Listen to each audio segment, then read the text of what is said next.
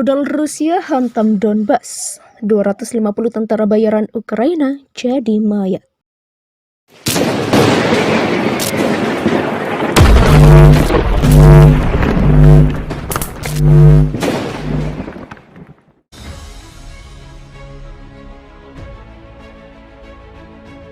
Ratusan tentara bayaran Ukraina tewas dalam sebuah serangan rudal jelajah presisi tinggi yang ditembakkan oleh pasukan angkatan bersenjata Federasi Rusia atau VSRF. Serangan ini terjadi di Oblast Provinsi Donetsk, Ukraina pada Senin 18 Juli 2022. Dalam pernyataan yang dilontarkan juru bicara Kementerian Pertahanan Rusia, Letnan Jenderal Igor Konashenkov, memastikan jika serangan rudal presisi tinggi telah menghancurkan sebuah basis militer Ukraina. Markas Komando Militer Ukraina tersebut diungkap Konashenkov merupakan fasilitas yang digunakan untuk menampung sejumlah tentara bayaran dari banyak negara asing. Akibatnya 250 tentara bayaran tewas, sementara lebih dari selusin kendaraan tempur juga ikut hancur dalam serangan rudal yang disebut Konashenkov diluncurkan dari wilayah Konstantinovka, Donetsk. Titik penempatan tentara bayaran sementara dari apa yang disebut legion asing Ukraina dipukul dengan rudal presisi tinggi yang diluncurkan dari udara di permukiman Konstantinovka, Republik Rakyat Donetsk, ujar Konashenkov. Aksi militer Rusia juga terjadi di front tengah. Pasukan Rusia membombardir basis batalion Brigadir ke-118 pasukan pertahanan teritorial Ukraina di Oblast Cherkasy dengan menggunakan sistem peluncur multi-roket MLRS-BM-21 Grad dan 4 artileri. Serangan Rusia menghantam Ukraina. Rusia meningkatkan serangan dan menggempur kota-kota yang ada di Ukraina. Serangan dan gempuran itu dilakukan atas perintah Kementerian Pertahanan pada Jumat 15 Juli 2022. Roket dan rudal presisi jarak jauh diluncurkan untuk menggempur kota-kota di Ukraina, terutama di kota Kiev. Pada Sabtu 16 Juli 2022 malam, roket Rusia dileparkan menghantam kota Suhuiv di wilayah Kharkiv. Serangan itu dikabarkan telah menewaskan puluhan orang. Gubernur Kharkiv Oleh Syniehubov buka suara. Ia melaporkan 3 orang tewas termasuk wanita berusia 70 tahun dan 3 orang lainnya terluka.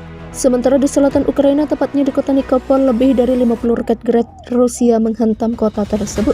Serangan itu menewaskan 2 orang yang ditemukan di reruntuhan. Ukraina menyebut setidaknya 40 orang meninggal dunia dalam serangan di daerah perkotaan.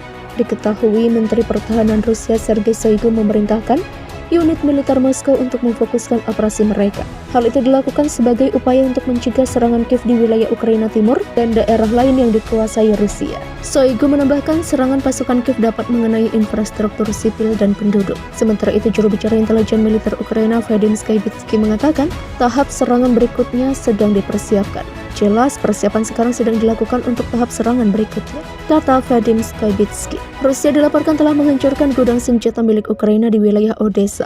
Gudang tersebut menampung senjata-senjata canggih kiriman dari Amerika Serikat seperti rudal Harpoon dan sistem HIMARS. Senjata-senjata itu sebelumnya diklaim mampu membuat pasukan Rusia kewalahan. Laporan ini disampaikan juru bicara Kementerian Pertahanan Rusia, Letnan Jenderal Igor Konashenkov pada Minggu 17 Juli. Rusia menambahkan rudal jarak jauh presisi tinggi ke wilayah industri di Odessa. Serangan tersebut menargetkan gudang penyimpanan rudal anti kapal Harpoon kiriman AS. Tak hanya itu, Rusia juga menghancurkan peluncur HIMARS di dekat Republik Rakyat Donetsk. Pasukan Rusia juga menyerang posisi batalion ke-97 tentara Ukraina di wilayah Zaporizhia. Akibatnya 65 nasionalis tewas dan lebih dari 10 kendaraan khusus hancur. Sederet serangan itu terjadi setelah AS mengklaim senjatanya yang dikirimkan kepada Ukraina mampu membuat Rusia kewalahan. Namun faktanya senjata itu malah hancur terlebih dahulu sebelum digunakan. Sebagai informasi, sistem HIMARS M142 memungkinkan peluncuran beberapa roket berpemandu presisi. AS telah menyediakan 8 sistem HIMARS ke Ukraina dan berjanji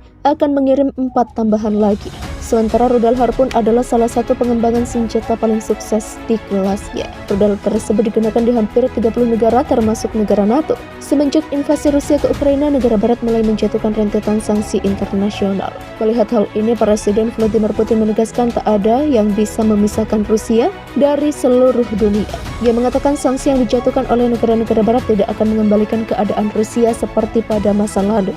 Sejak mengirim pasukan ke Ukraina pada 24 Februari 2022, Rusia mulai dihantam dengan rentetan sanksi Barat yang dirancang untuk mengisolasi Moskow dari ekonomi global. Sanksi itu juga telah merampas akses Rusia untuk mendapatkan berbagai produk termasuk elektronik komersial, semikonduktor, dan suku cadang pesawat.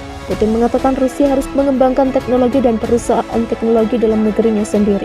Menteri Keuangan Anton Siluanov mengatakan dukungan untuk sektor teknologi Rusia adalah prioritas, tetapi setiap rubel dukungan negara harus disertai dengan sedikitnya 3 rubel investasi.